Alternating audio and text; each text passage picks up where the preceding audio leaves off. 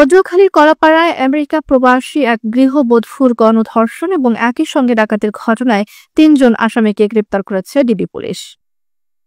১৪ জুলাই গভীর রাতে পটুয়াখালীর কলাপাড়া উপজেলার টিয়াখালী ইউনিয়নের পশ্চিম বাদুরতলীতে ঘটে চাঞ্চল্যকর ডাকাতি ও গণধর্ষণের ঘটনা।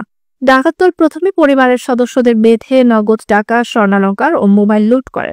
এরপর তরিকুল ইসলামের মার্কিন প্রবাসী স্ত্রীকে কক্ষে নিয়ে পালাক্রমে ধর্ষণ করে পালিয়ে যায় দুর্বৃত্তরা। এ ঘটনায় থানায় মামলা হলে পুলিশ ও জেলা গোয়েন্দা শাখা যৌথভাবে অভিযান চালায়। অবশেষে ৩ জনকে গ্রেপ্তার করা হয়।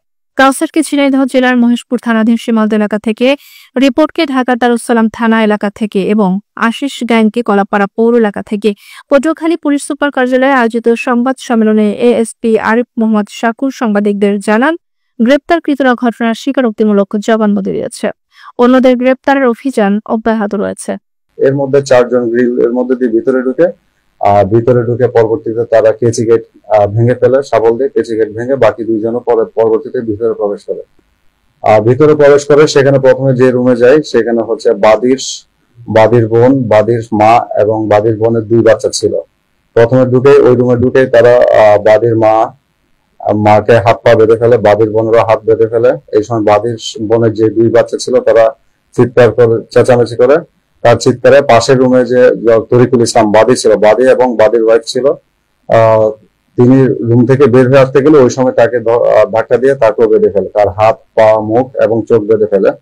পরবর্তীতে তারা ওখানে ডাকাতি ঘটনা ঘটানোর পরে এই সময় তারা নগদ 50,000 টাকা এবং স্বর্ণ আনুমানিক 13 ভরির মতো স্বর্ণ তারা লুণ্ঠন করে। পরবর্তীতে বাদীর ওয়াইফকে, যিনি আমেরিকান নাগরিক, তাকে ধরে তারা পাশের রুমে নিয়ে যায়। পাশের রুমে নিয়ে এই পৈশাচিক এবং বর্বর গণধর্ষণের ঘটনা ঘটায়, পালাক্রমে ধর্ষণ করে। পরবর্তীতে আনুমানিক 3টা ঘটিকার আশেপাশের সময় তারা সকলে তাদেরকে হুমকি ধামকি এবং ভয়ভীতি দেখিয়ে, পুলিশকে না জানানোর জন্য ভয়ভীতি দেখিয়ে তারা ঘটনাস্থল থেকে পলায়ন করে। গণধর্ষণ ও ডাকাতির মতো জঘন্য ঘটনায় 3 আসামি গ্রেপ্তার হলেও এখনো পলাতক অন্যদের দ্রুত আইনের আওতায় আনার দাবি স্থানীয়দের।